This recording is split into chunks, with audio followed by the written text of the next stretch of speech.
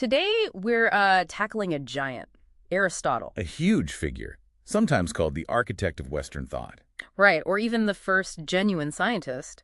His ideas really set the stage for, well, millennia. They did. An incredibly vast system covering almost, all the sciences and many arts. So our mission today is to give you a kind of shortcut, a way into his core ideas, see how they all connect. And what's really striking is the coherence. You'd think with so many different works it'd be scattered, but no. Oh, so? Well, his logic, it underpins his metaphysics, how he saw reality, and that shapes his views on nature, ethics, politics. It's all one big project, really. Okay, one big project to understand reality and the good life. Exactly, a unified vision. All right, let's dive in then. How did he see the actual, fabric of reality? You mentioned metaphysics. Yeah, starting with substance. Ousia, he called it. Substance. Okay, what does that mean in his terms? For him, the fundamental things are what he calls primary substances. These are just individual, particular things. Like this specific person, or that tree over there. Precisely. This man, that horse. Yeah. These concrete things are the bedrock. Which sounds obvious now, maybe, but it was a big deal then. Oh, absolutely. It was a direct challenge to his teacher, Plato. Plato and his forms, right. The perfect abstract concepts. Exactly. Plato thought the forms were more real. Aristotle says, no, reality's right here, in these tangible individuals we see and touch. Okay, grounding reality in the particular. So then, how do you explain change? Things aren't static. Right. That's where potentiality and actuality come in, dunamis and energia. Potentiality and actuality, how does that work? He saw change simply as the actualization of a potential. Give me an example. Sure. Think of an acorn. It's potentially an oak tree. Okay, Through growth, it actually becomes the oak tree.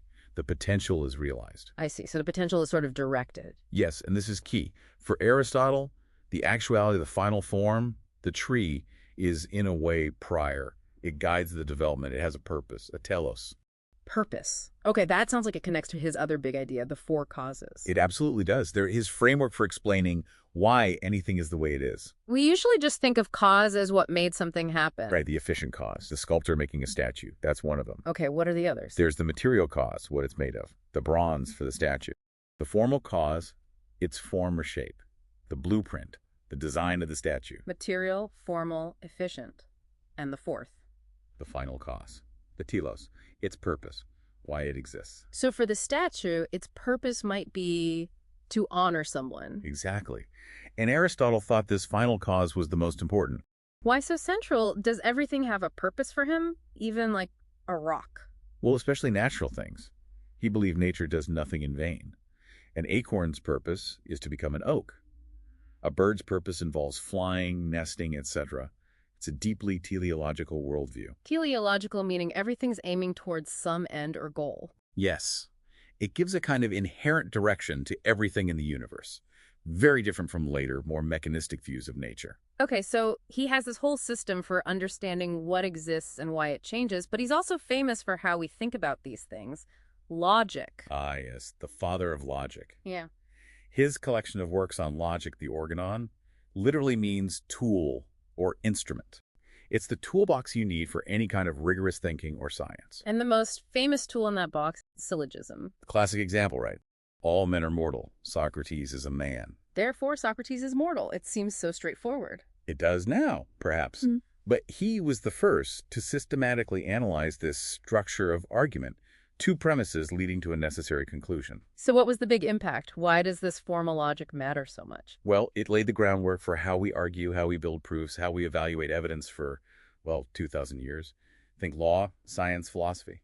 So correct argumentation itself. It provided the very structure for it. Okay, shifting gears slightly, but still part of this grand system, his ethics.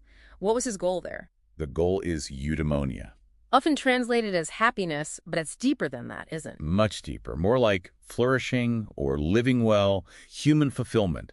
It's the ultimate aim for human life. And how do we achieve this eudaimonia? Through virtue, developing excellent character traits. And he had a specific way of thinking about virtue, the golden mean. That's right.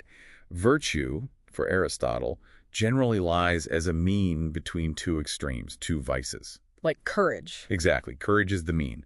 The extremes are cowardice, which is a deficiency, and recklessness, which is an excess. So finding the balance. Finding the appropriate response, the balance, Yeah. in any given situation. It requires practical wisdom. Makes sense. Are there criticisms of the golden mean? Does it always work?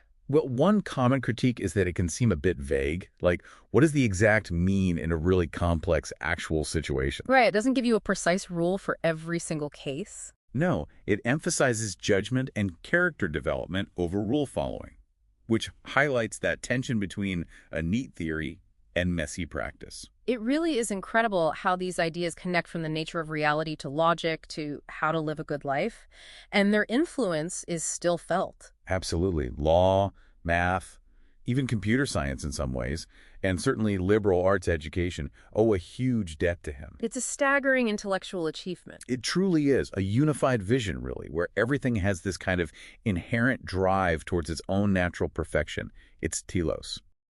Drawing from that idea of purpose, consider the things in your own life, your work, your projects. What if you tried to identify their purpose, their final cause, in the Aristotelian sense?